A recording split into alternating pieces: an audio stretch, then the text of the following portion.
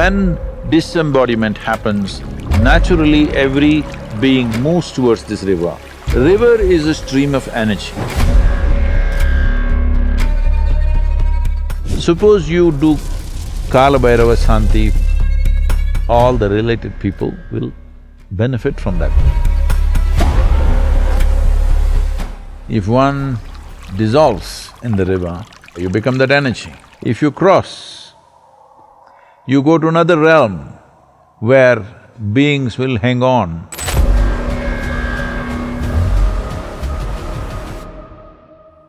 See, in my personal experience, when you leave the body,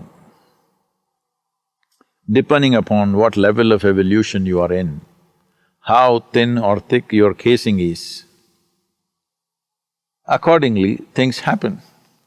If something is, let us say, your casing or your bubble is too thick, it cannot break, it will go to the river and bounce back. What is the river? River is a stream of energy.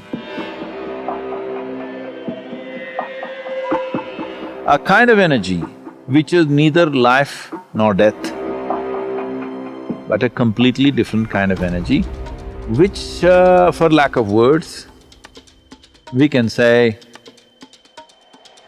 a kind of energy which saves you, dissolves you, so it is called as Vaitarani in Indian tradition. Vaitarani means it is a savior, one who is good at saving you. So what is the saving? It is not a physical river, it's a metaphorical expression, but there is a stream of energy. When disembodiment happens, naturally every being moves towards this river. Some will bounce back, some will soak in it, some will easily cross it. Some just dissolve right there. Well, if you bounce back, one will have a rebirth.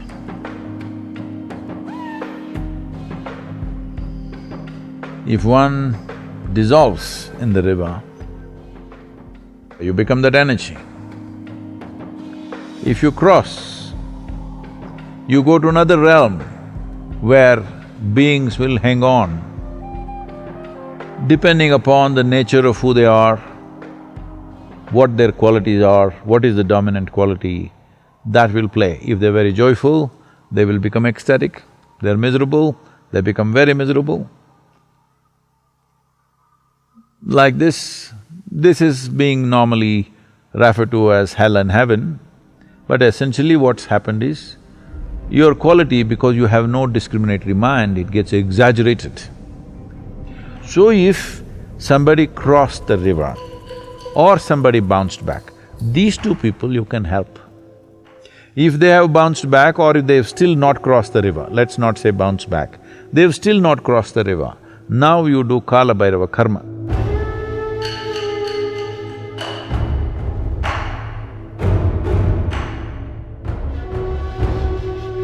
Now they might have, you don't know for sure, they might have crossed the river, but still because of the thickness of their shell and their own attitudes, they may be going through this in an unpleasant manner. You want to bring some pleasantness, you want to bring some Shanti to them. So you want to shave off one layer of their nonsense, whatever, maybe some unpleasantness will go away and pleasantness will happen. This is all the effort that you're making. If they're already pleasant, you still want to shave off one layer so that they will cease altogether. As unpleasantness is a bondage, pleasantness is also a bondage. Unfortunately, with pleasantness, people take more time to realize that it's a bondage. With unpleasantness, very easily you realize it's a bondage.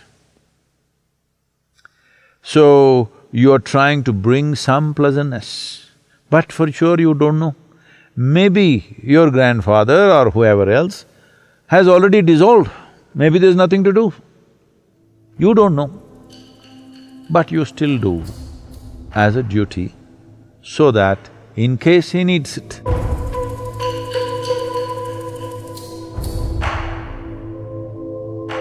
In case somebody else… See, this is… once you do this work, this is not only individual, because there is a certain runanubandha which connects people. Suppose you do Kalabhairava Shanti for your grandfather.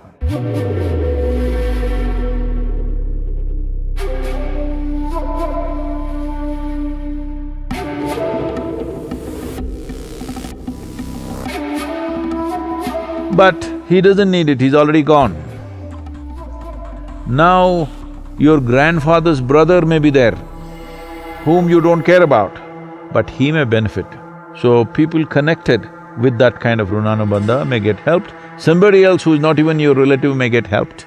So, this has been kept as a culture that you must keep doing Kalabhairava Shanti. So, Shanti is done more as a kind of an effort. If any help is needed, we want to provide that for our ancestors, for our forefathers, or our grandfathers, or fathers, or mothers, or whoever.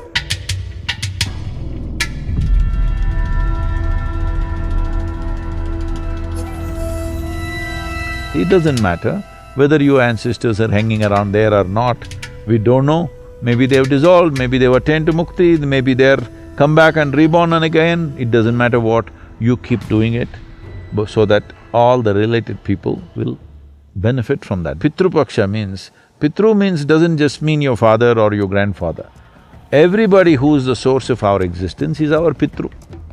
So you want that to happen to all the people connected. It doesn't matter, we like them, we didn't like them, we knew them, we did not know them, but all related people to whom we can do something, we do something.